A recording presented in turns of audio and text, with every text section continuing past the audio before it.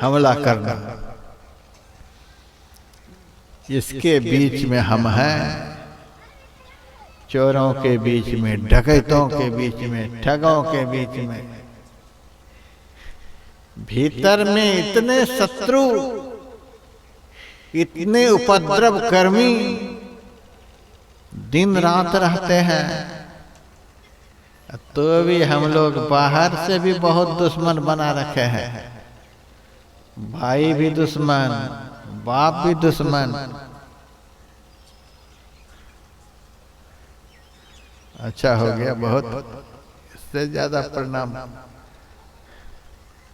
भाई भी दुश्मन, माँ भी दुश्मन, पत्नी भी दुश्मन, बेटा भी दुश्मन, पास पड़ोस दुश्मन।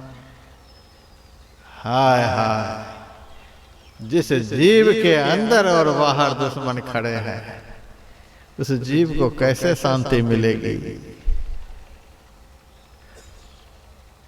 अंदर का ही दुश्मन हमारे लिए बाहर में दुश्मन को खड़ा करता है।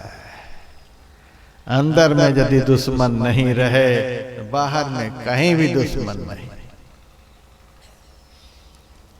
अंदर का दुश्मन समाप्त हो जाए तो बाहर में कहीं भी दुश्मन। अजात शत्रुवः सामता, धर्म ग्रंथ में लिखा हुआ है।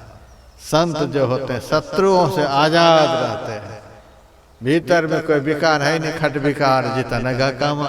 भीतर में कोई शत्रु है ही नहीं। इसीलिए संत जहां जहां देखते हैं उनको लगता है सब हमारे मित्र हैं, हमारे मित्र हैं। स्वामी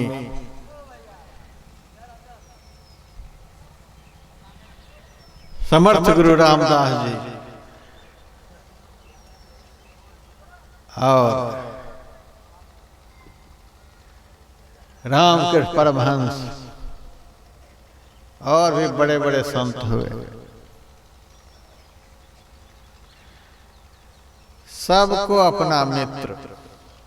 महर्षि रमन के शरीर पर बिच्छू चढ़ रहा था,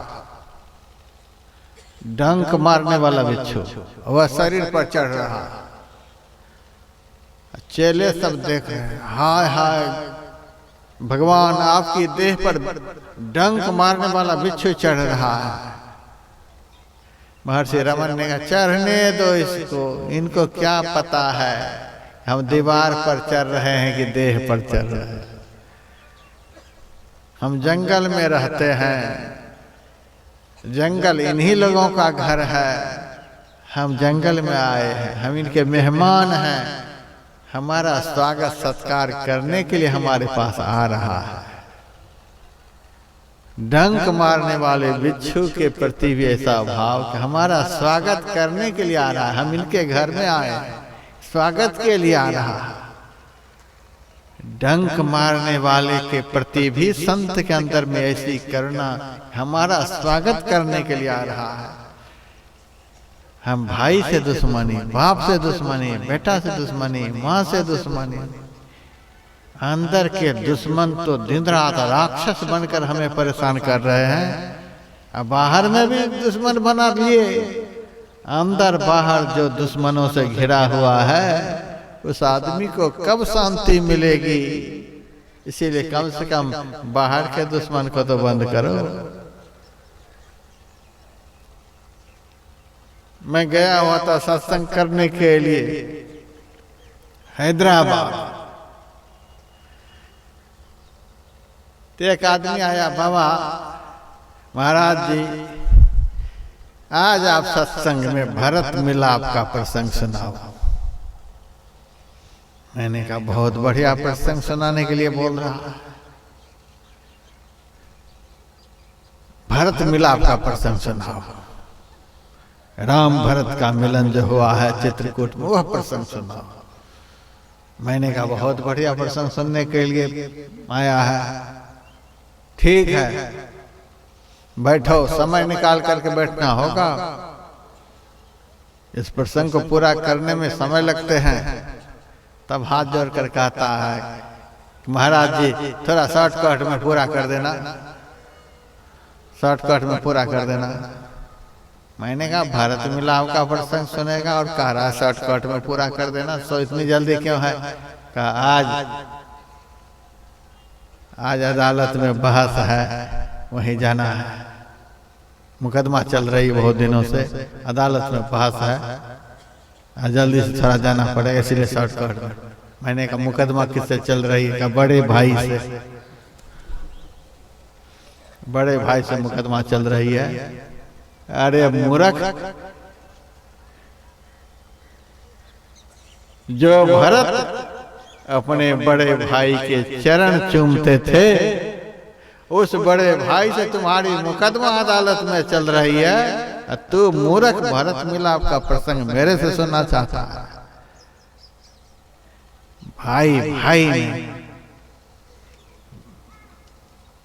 बेटा बाप में, चाचा भतीजा में, सब में, हाय हाय, जीव पड़ा नित लूट में, या जीव तो लूट में पड़ा हुआ है, अंदर बाहर दुश्मन बना रखा है। भाई भाई में दुश्मनी, सब में दुश्मनी, चाचा भतीजा में, पति पत्नी में। अब क्या कहें, इस मंच पर से कहते कहते, संबंध बताते बताते, अब यह भी कहना पड़ रहा है, केवल भाई भाई में ही नहीं, गुरु भाई गुरु भाई, गुरु भाई में चल रहा है। हमें बड़ी खुशी हुई जब हमारे वासुदेवानंद बाबा इस मंच पर आए। देखिए बिरौली में रहते हैं, कितना प्रेम के हमारे गुरु भाई हरिद्वार से आए हैं। हमने इनको सूचना नहीं भेजी, इनको पास सूचना गई होगी। कितना प्रेम हमसे है कि हम अपने गुरु भाई से मिलने के लिए ये बिरौली से आ गए।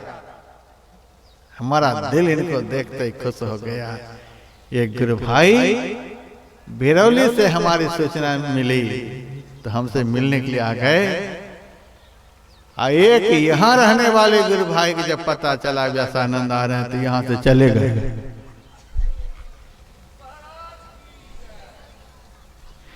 एक गुरु भाई बिरौली से हमसे मिलने के लिए आ गए, एक गुरु भाई यहाँ जो थे वो चले गए। अब कहिए कैसा माहौल बन गया, कैसा माहौल बन गया। गुरु भाई में प्रेम नहीं, भाई भाई में प्रेम नहीं। मैं तो आन पड़ी चोरन के नगर, मैं तो आन पड़ी चोरन के नगर। यह सब क्यों हो रहा है? अंदर और बाहर शत्रुओं का आक्रमण, अंदर और बाहर शत्रु फिर रहे हैं। अंदर बाहर हम लोगों ने शत्रु का साम्राज्य स्थापित कर लिया है। इन्हीं शत्रुओं से बचाने के लिए, इन्हीं शत्रुओं के आक्रमणों से हमको बचाने के लिए दीक्षा के समय में हमारे गुरु महाराज ने पहरेदार को दिया कि बेटा इस पहरेदार को छोड़ना नहीं, नहीं तो जीव परांत लूट में। पहरेदार को छोड़ना नहीं बेटा। दीक्षा के समय गुरु महाराज ने जो मंत्र दिया वो पहरेदार दिया। 24 घंटे पहरेदार को साथ में रखना है। मेरे पास आशीर्वाद के लिए लोग आते हैं। मैं कहता हूं जिन्होंने पहरेदार को साथ में लगाया उनके पास क्यों नहीं जाते? पहरेदार ठीक से काम नहीं कर रहा है। आप गुरु महाराज के पास आशीर्वाद के लिए क्यों नहीं जाते? शायद गुरु महाराज को आप कागज समझ रहे हैं, पत्थर समझ रहे हैं। तो राजस्थान में एक भगत को जब मैंने कहा कि आप गुरु महाराज के पास क्यों नहीं जाते कहने के लिए, कोई दुख होता है, कोई तकलीफ होती है, जाइए गुरु महाराज से कहिए, उनके पास क्यों नहीं जाते? तो उस भक्त को जब मैंने कहा तो वह बड़ा होशियार था। उन्होंने मेरे से कहा, महाराज